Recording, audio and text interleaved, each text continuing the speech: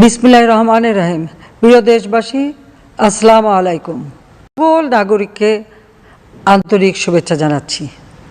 আমি গভীর শ্রদ্ধার সাথে স্মরণ করছি সর্বকালের সর্বশ্রেষ্ঠ বাঙালি জাতির পিতা বঙ্গবন্ধু শেখ মুজিবুর রহমানকে, যার নেতৃত্বে প্রতীক সংগ্রাম এবং 9 মাসের মহান মুক্তিযুদ্ধের মধ্য দিয়ে আমরা অর্জন করেছি আমাদের স্বাধীন সার্বভৌম বাংলাদেশ। মুক্তিযুদ্ধ পরিচালনায় নেতৃত্ব দিয়েছিলেন। শ্রদ্ধা জানাচ্ছি মুক্তিযুদ্ধের 30 লাখ শহীদ এবং 2 লাখ নির্যাতিত মা বোনদের প্রতি। সালাম জানাই অকুতোভয় বীর মুক্তিযোদ্ধাদের, যারা জীবনের মায়া ত্যাগ করে মুক্তিযুদ্ধে অংশগ্রহণ করেছিলেন। আমি গভীর বেদনার সঙ্গে স্মরণ করছি। আর আওয়ামী লীগ ধ্বংস করবে, আওয়ামী লীগকে শেষ করবে, আওয়ামী লীগ যেন বিরাট শত্রু হয়ে গেল। কাদের শত্রু? আওয়ামী লীগ। আওয়ামী লীগ কখনোই জনগণের ভোটের মাধ্যমেই সবসময় আওয়ামী লীগ ক্ষমতা আছে, কখনোই জনগণের ভোট ছাড়া অন্য কোনো পদ দিয়ে আওয়ামী লীগ ক্ষমতায় আসে নাই। 1949 সালে প্রতিষ্ঠা লগ্ন থেকে আওয়ামী লীগ কখনোই জনগণের ভোট নিয়ে ছিনিমিনি খেলে নাই। জনগণের ভোটের অধিকার জনগণের হাতে তুলে দিয়েছে আওয়ামী লীগ। 1975 সালে জাতিপিতাকে হত্যার পর যে হত্যাকু ষড়যন্ত্রের রাজনীতি শুরু হয়েছিল, জনগণের ভোটের অধিকার, গণতান্ত্রিক অধিকার মার্শাল ল দিয়ে যে নিষিদ্ধ করা হয়েছিল এবং ক্যান্টনমেন্টে বন্দী ছিল, সেখান থেকে জনগণের ক্ষমতা জনগণের হাতে ফিরিয়ে দিয়েছিল বাংলাদেশ আওয়ামী লীগ। একমাত্র আওয়ামী লীগই পারে বাংলাদেশের মানুষের আর্থসামাজিক উন্নতি করতে, কারণ আওয়ামী লীগের প্রত্যেকটা নেতাকর্মী নিঃস্বার্থভাবে কাজ করে, জনগণের সেবায় কাজ করে, নিবেদিত হয়ে কাজ করে। তারপর একটা আওয়ামী লীগকে ধ্বংস করতে হবে। আওয়ামী লীগের নিবন্ধন বাতিল, আওয়ামী লীগের কার্যক্রম নিষিদ্ধ, ছাত্রলীগকে নিষিদ্ধ। সে কে? আমার প্রশ্ন, কোথা থেকে আসছে সে ক্ষমতায়? আওয়ামী লীগ কখনো পিছনের দরজা দিয়ে বা সন্ত্রাসের মাধ্যমে ক্ষমতা দখল করে নাই। আওয়ামী লীগ সবসময় জনগণের ভোটে নির্বাচিত হয়েছে। আওয়ামী লীগ প্রতিষ্ঠা লগ্ন থেকে 8 বার ক্ষমতায় গেছে। সেই যুক্তফ্রন্ট অথবা 56 সালে সরদি সাহেবের নেতৃত্বে, আর এরপরে যতবার আমরা আসছি, এবং প্রতিবারই কিন্তু জনগণের ভোটে নির্বাচিত হয়ে এসেছি। সে 1954 সালে, 1970 সাল, 1973 সাল, 1956 সাল, 1996 সাল, 2008, 2014, 2018, 2024 প্রতিবার আওয়ামী লীগ জনগণের ভোটে নির্বাচিত হয়ে এসেছে। ক্ষমতায় কখনো পিছনের দরজা দিয়ে আসেনি, এটা তাদের মনে রাখা উচিত। কাজেই একটা ক্ষমতা দখলকারী ডাকাতের মতো যে ক্ষমতা দখল করেছে, সে এসে আওয়ামী লীগ নিষিদ্ধ বললে আর আওয়ামী লীগ নিষিদ্ধ হয়ে যাবে? ছাত্রলীগ নিষিদ্ধ বললে নিষিদ্ধ হয়ে যাবে? আমরা জনগণের ভোটে নির্বাচিত প্রতিনিধি। কাজে অবৈধভাবে ক্ষমতা দখলকারীর যত আদেশ নির্দেশ সবই অবৈধ, এবং যখন বেঁচে আছি আল্লাহ দিন দেবে। প্রত্যেকটা মাজার শরীফে পর্যন্ত তারা হামলা করেছে, মসজিদ ভেঙে দিয়েছে। আমার বিশ্বাস যে এত অত্যাচার, এত নির্যাতন আর এই দীর্ঘ 2টা বছর ধরে চলছে। মানুষের ধারণা ছিল অনেকে যে 12ই ফেব্রুয়ারি নির্বাচনের পরে বোধহয় একটু পরিবর্তন হবে। না, পরিবর্তন তো হয়নি, আরো যেন দ্বিগুণ বেড়ে গেছে। আসলে পরিবর্তন হবে কোত্থেকে? সন্ত্রাস, জঙ্গি, এই তো দুর্নীতি, এইগুলি তো বিএনপির কর্মকাণ্ড। জিয়াউর রহমান ক্ষমতা এসে সমানে সেনাবাহিনীর অফিসার সৈনিকদের হত্যা করেছে, বিমান বাহিনীর অফিসার সৈনিকদের হত্যা করেছে, আওয়ামী লীগের নেতা কর্মীকে হত্যা করেছে। যত যুদ্ধ অপরাধী যারা, সব অপরাধীদেরকেই রাজত্ব, এবং তাদেরকে দায় মুক্তি দিয়েছে। তাদের কাছে ইসলাম ধর্মও তো নিরাপদ না, জঙ্গিদের কাছে কোনো কিছু নিরাপদ না, এটা মাথায় রাখতে হবে। যারা সত্যিকার ইসলাম ধর্মে বিশ্বাস করে, তারা শান্তিতে বিশ্বাস করে, তারা কখনো ওই জামাতে ইসলামের মতো খুন খারাপি করবে না। ওই জঙ্গি সন্ত্রাসীগুলি, সেই কি Lashkar-e-Taiba, Hizb-ut-Tahrir, Ansarullah Bangla team, JMB বা এই সমস্ত, এদের কাছে কখনো ইসলাম নিরাপদ না, বরং এরা ইসলাম ধর্মের বদনাম করে সারা বিশ্বব্যাপী। কাজী ক্ষমতা দখল করতে যে সকল হত্যাকাণ্ড ইউনুস করেছে, তার সবই হচ্ছে 7.62 বুলেটের মাধ্যমে।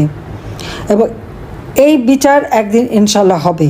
এবং আমি গৌরীপুর সবাইকে বলবো, শুধু গৌরীপুর বলে না, এটা আমি সকলের জন্যই বলছি, আমেরিকান নেতাকর্মী, যারা আপনাদের বাড়ি ঘর লুটপাট করেছে, যারা আপনাদের গায়ে হাত তুলেছে, যারা আপনাদের উপরে নির্যাতন করেছে, যারা পুলিশকে হত্যা করেছে, সংখ্যালঘু সম্প্রদায়ের উপরে আক্রমণ, আইনজীবীদের উপরে আক্রমণ, সাংস্কৃতিক কর্মীদের উপরে আক্রমণ, সাংবাদিকদের উপরে আক্রমণ এবং হত্যা করেছে, তাদের নাম ঠিকানা সব রেডি করে রাখবেন। অবশ্যই একদিন এর বিচার হবে বাংলার মাটিতে। আমি কথা দিয়েছিলাম, ইন্ডেমনিটি দিয়েছিল জাতির পিতা বঙ্গবন্ধু শেখ মুজিবুর রহমানের খুনিদেরকে, জিয়াউর রহমান। আমি বলেছিলাম বিচার করব, বিচার করেছি।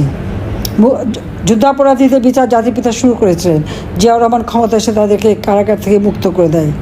এমনকি পাকিস্তানের পাসপোর্ট নিয়ে গোলাম আজম গং চলে গিয়েছিল, তার ছেলে পেলে সব সহ পাকিস্তানি, জিয়াউর রহমান ফেরত নিয়ে আসে, আর খালেদা জিয়া তাদেরকে নাগরিকত্ব দেয়। যুদ্ধাপরাধীদের বিচার করব, জাতির কাছে ওয়াদা দিয়েছিলাম, সেই বিচার আমরা করেছি। আমি জানি সেই প্রতিশোধ তারা নিচ্ছে, কিন্তু প্রতিশোধেরও প্রতিশোধ আছে, এটাও তাদের মাথায় রাখতে হবে, এরও জবাব দিতে হবে, তার জন্য প্রস্তুত থাকতে হবে। আজকে প্রত্যেকটা ইউনিয়ন থেকে শুরু করে আমাদের নেতাকর্মীদের ঘর বাড়ি পোড়ানো, জ্বালানো, শেষ করে দেওয়া চেষ্টা, এত অন্যায় অবিচার করে যাচ্ছে তারা, এবং তাদের পাপের বোঝা বাড়ছে দিনকে দিন। একটা অনির্বাচিত ক্ষমতা দখলকারী নির্বাচিত জনপ্রতিনিধিদের নিষিদ্ধ করতে পারে না। জনগণ সেই ম্যান্ডেট ডক্টর মোহাম্মদ ইউনূসের সরকারকে দেয় নাই, কাজে একটা তাদের মাথায় রাখতে হবে। এবং আমি এটুকু বলবো যে মেটিকুলাস ডিজাইনের মাধ্যমে মাস্টার মাইন্ডে ক্ষমতা দখল করা যায়, কিন্তু আজকে আমরা অর্থনীতি সম্পূর্ণ ধ্বংস করেছে। দেশে কোনো আইনের শাসন বলে কিছু নেই। বিচার বিভাগ আজকে সম্পূর্ণ দলীয়করণ, মত প্রকাশের কোনো স্বাধীনতা নাই। মুক্তিযুদ্ধের সপক্ষ শক্তিকে এক হতে হবে। যারা ধর্ম বর্ণ নির্বিশেষে অসাম্প্রদায়িক চেতনায় বিশ্বাস করে তাদেরকে ঐক্যবদ্ধ হতে হবে। এবং আমাদের ছাত্র সমাজকে বিপদে ফেলেছে। প্রায় 4 লক্ষ ছেলে মেয়ে পড়াশোনা করতে পারে না। আর এতদিন মিথ্যা অপবাদ দিয়ে যাদের মাথা খারাপ করেছিল, আজকে তারা তাদের ভুল বুঝতে পারছে। অর্থের লোভে, সম্পদের লোভে অনেকেই আদর্শচ্যুত হয়েছিল, কিন্তু এখন তারা অনেকেই বুঝতে পারছে। কাজে সকলকে ঐক্যবদ্ধ হয়ে আমাদের নামতে হবে, কারণ এইভাবে একটা দেশকে আমরা ধ্বংসের দিকে যেতে দিতে পারি না। ওই 32 নম্বর বাড়ি উত্তরাধিকার সূত্রে পেয়েছি, আমরা তো ব্যক্তিগত ভোগে রাখিনি। আমরা জানি আমার বাবা জনগণের জন্য সারা জীবন কষ্ট করেছেন, আর তার রেখে যাওয়া সম্পত্তি, এটা আমার মায়ের বাড়ি, এটা জনগণকেই আমরা দান করে দিয়েছি। আজকে সেই বাড়ি আগুন দিয়ে পোড়ালো, এরপর বুলডোজার দিয়ে ভাঙলো। 15ই আগস্ট সেখানে তারা লুঙ্গি ড্যান্স করে, ওখানে যে ব্যান্ড শো করে, আল্লাহ দিন দেবে, ওই ব্যান্ড শো করা, ও ডান্স ভালো করে ডান্স করাবো, এবং ব্যান্ড শোটাও ভালো করে করাবো। যে হাত দিয়ে, যে হাতুড়ি দিয়ে ওই বাড়ি ভেঙেছে, আর যেখান থেকে ওই নেচে গিয়ে গেছে, একটা একটা করে সব কটার নাম ঠিকানা রেখে দিয়ে প্রত্যেকের শিক্ষা দিতে হবে। এত বেয়াদবি কখনো মেনে নেওয়া যায় না। গণভবন এটা তো জনগণের, সরকারি, এখানে আমার কি? পুরো মাঠ খুঁজে বেড়ায়, আমি নাকি সব মানুষ মেরে কবর দিয়ে রেখেছি। মানুষ শেখ হাসিনা মারে না, ইউনূস মানুষ মারে। সে জঙ্গিদের নিয়ে মানুষ হত্যা করেছে, আওয়ামী লীগের অগণিত নেতাকর্মী মুক্তিযোদ্ধাদের হত্যা করেছে, কাজে হত্যাটাই খোঁজে। এখন লাশ পায় না দেখে আবার সেই বরগুনা এবং কোথা থেকে কবর খুঁড়ে লাশ বস্তা ভরে নিয়ে আসে, এলাকার লোক তখন ধরে। এই হলো এদের চরিত্র। গণভবনের লাশ খুঁজতে গেছে, এখন সারা বাংলাদেশেই লাশে ভরে গেছে ইউনূসের বদলতে।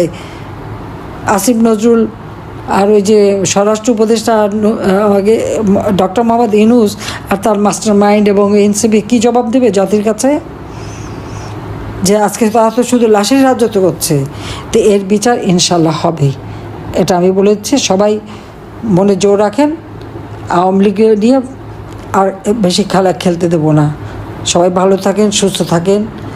জাতির পিতা আমাদের স্বাধীনতা দিয়ে গেছেন, তার আদর্শ নিয়ে আমাদের পথ চলা, সেই পথ চলেই আমরা বাংলাদেশকে উন্নয়নশীল দেশের মর্যাদায় উন্নীত করেছিলাম। ইনশাল্লাহ আওয়ামী লীগই পারবে, একমাত্র আওয়ামী লীগই দেশের উন্নতি করতে পারে, একমাত্র আওয়ামী লীগই দুঃখী মানুষের মুখে হাসি ফোটাতে পারে, একমাত্র আওয়ামী লীগই গণতন্ত্র প্রতিষ্ঠা করে জনগণের ভোট ও ভাতের অধিকার নিশ্চিত করতে পারে। আওয়ামী লীগের হাতেই বাংলাদেশের মানুষের জীবনের নিরাপত্তা নিশ্চিত, এটা আমি স্পষ্টভাবে বলতে পারি এবং সেটা আমরা বারবার প্রমাণ করেছি। ইনশাল্লাহ আবারও আমরা ফিরে পাবো বাংলাদেশ। এদের বিচার একদিন আমি করবো, ইনশাল্লাহ বিচার হবে, এটা আমি অন্তত দায়িত্বভাবে বলতে পারি। এটা আল্লাহর উপরে ভরসা, আর দেশের জনগণই আমার শক্তি, জনগণের দোয়া, এই শক্তি নিয়ে আমি বাপ মা ভাই সব হারিয়ে দেশে কাজ করেছি। আর একবার বোধ হয় এই সমস্ত জঞ্জাল ছাপ করার জন্যই আল্লাহ আমাকে বাঁচিয়ে রেখেছে। কাজেই যারা স্বজন হারা বেদনা নিয়ে আছেন, আমি শুধু তাদের বলবো আমাদের দিকে তাকান। আমরা তো একদিনে সব হারলাম, আপনজন একজন হারলে কেউ সহ্য করতে পারে না, আর আমি কি সহ্য করে আছি। এই কষ্ট ব্যথা সহ্য করে তো এই দেশের উন্নতি করেছিলাম, কিন্তু সেটা ধ্বংস করে দিল। আর সেই মানুষগুলিকে কি কষ্ট দিচ্ছে, এর প্রতিকার হবে ইনশাল্লাহ। সবাই ভালো থাকেন, সুস্থ থাকেন, দোয়া করি যারা আমাদের মাঝে নাই তাদের আত্মা মাগফিরাত কামনা করি। খোদা হাফিজ। জয় বাংলা, জয় বঙ্গবন্ধু।